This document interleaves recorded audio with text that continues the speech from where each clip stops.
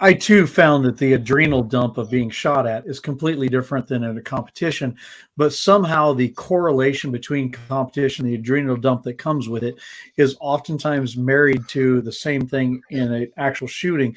And so, therefore, to me, the competition, though I fought it for a long time, the actual competition is one of the best preparations you can do as long as you maintain somewhat that defensive mindset. And I think you're saying the same thing.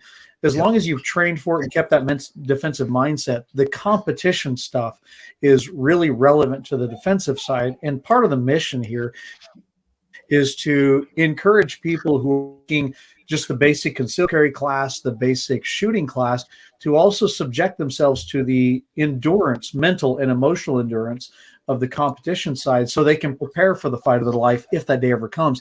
Not only that, they can have fun doing it, but they can prepare for their fight. And I think that's an important point. And it sounds like you and I are on the same page there.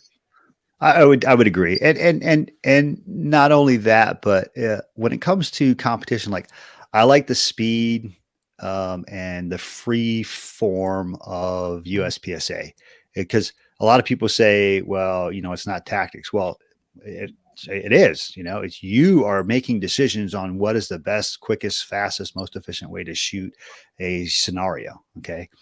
Now I will take that same type of shooting and go to an IDPA match where they require you to use cover and they require you to do certain things that are more tactical or defensive related.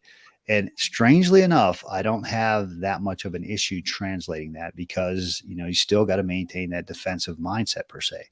But the other thing I will say is that great skill can get you through a bad tactical situation. Okay. If you stand out in the middle of the open, all right, if I'm out in the middle of the open and I have 4 shooters and I'm quick enough to engage all 4 of those guys while they're running for cover and being tactical, but I'm able to accurately, quickly engage all 4 of those people before they do me, I win.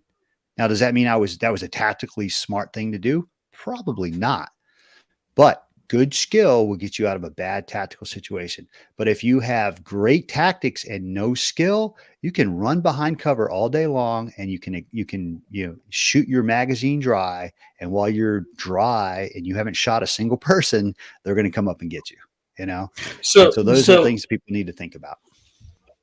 Yeah. So could we say that really everything is really truly a balance of speed and accuracy? And I would add to that tactics. So we use the training classes such as you do at Green Ops, or we do at Defenders, or some other thing, as to help develop not just the shooting, but the tactics, but the competition, to really learn the balance of speed and accuracy and really decision making. Because decision making is part of the fight, right? Oh, yeah. And I find that as I'm going further and further into the competition world, dumb people don't do competition. So therefore, as you start being more proficient in your competition, therefore you're exercising the brain and the emotional power and preparing for the fight. And that's been my purview of it. And it just seems so cool to watch you as you do yours. Yeah, no doubt. I mean, people say, hey, you're doing a walkthrough, so the scenario. And it's like, yeah, that is. But what if you run into a similar scenario? It's just like saying, hey, a boxer who shadow box, well, he's doing the same moves over and over again.